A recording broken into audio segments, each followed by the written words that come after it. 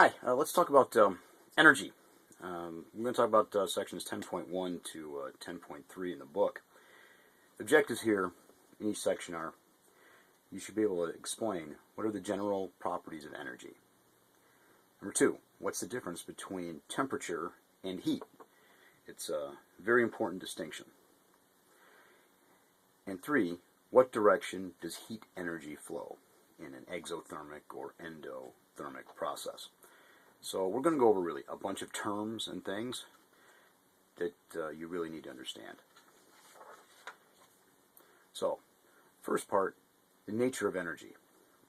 When we talk about energy, energy is the ability to do work, whether you're talking chemistry or physics. Work is what makes things move. Potential energy is energy due to position, or in the case of chemistry here, composition. Kinetic energy is energy due to motion.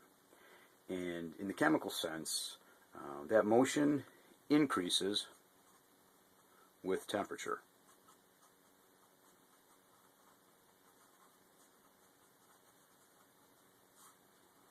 Okay. Now, the law of conservation of energy applies throughout the universe. What it means is that energy can't be created nor destroyed, but it can be changed from one form to another. So, thermal energy put into water increases the motion of molecules, so it becomes kinetic energy. Mechanical energy of squeezing down a gas can increase its temperature, raising its thermal energy. So, energy doesn't disappear, it just moves around in one form or another. Just like matter. Where matter rearranges itself, energy just changes its form. Work. Work is force acting over a distance. So chemical energy can produce work. And then a much more abstract concept is a state function. State functions are functions where the system changes independent of its pathway. So therefore, the distance between 2 points on a piece of paper are always going to be the same, no matter what path you take to get there. You may travel a longer distance, but the distance between those 2 points would be the same. Also, another way to think about it is elevation. Elevation is a state function, because you're at one altitude or another. Although you may pass through other altitudes to change elevation, that difference is always going to be the same no matter what path you take.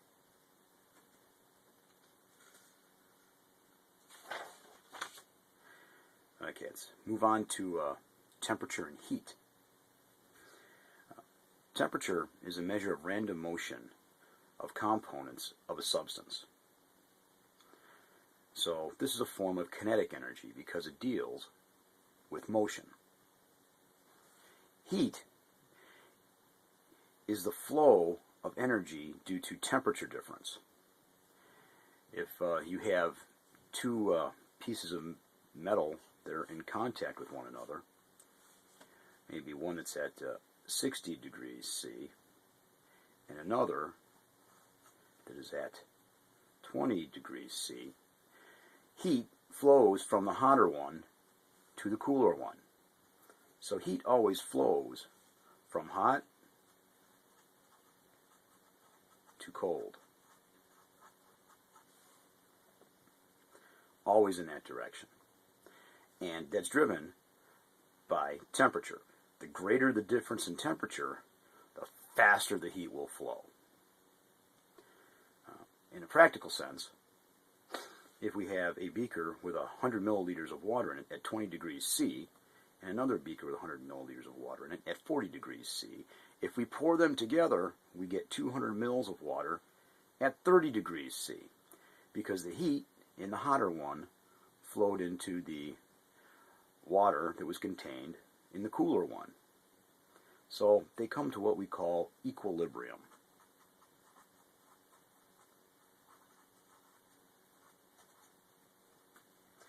So with two equal quantities of water, we can always figure out what the final temperature will be. We add the two temperatures together and divide by 2, and that gives us our final temperature.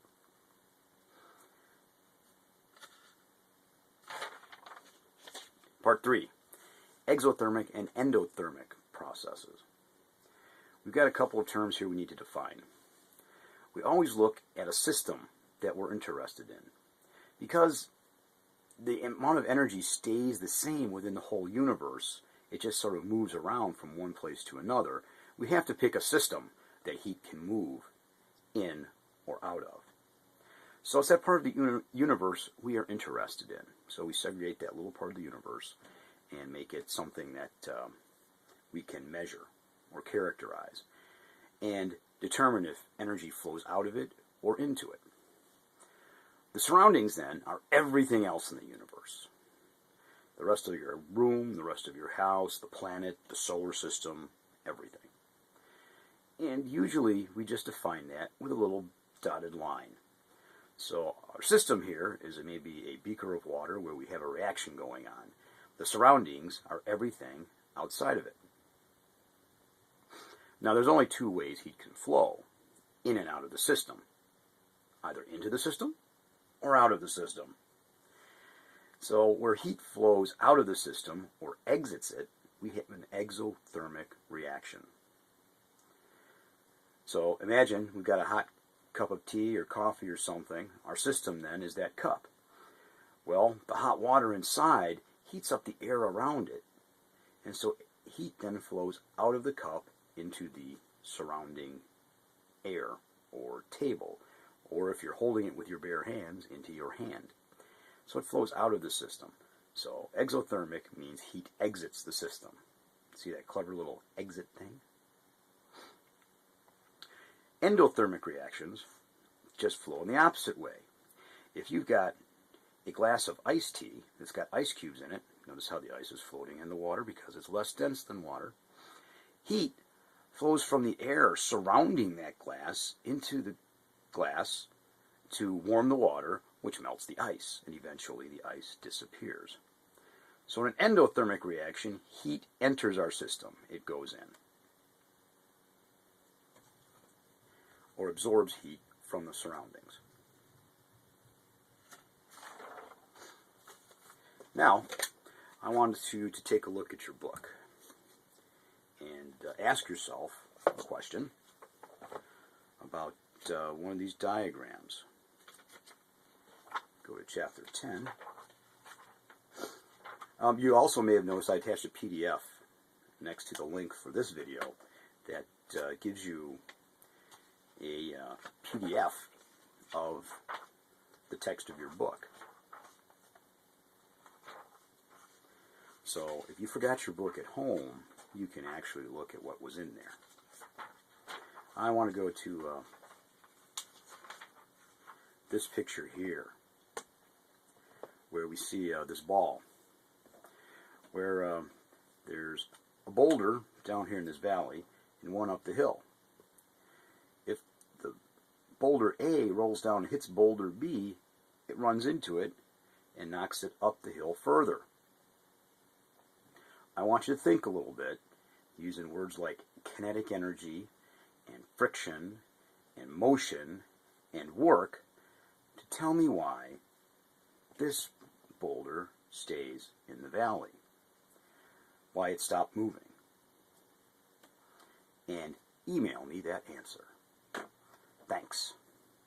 I'll work on how we do some calculations in a little bit.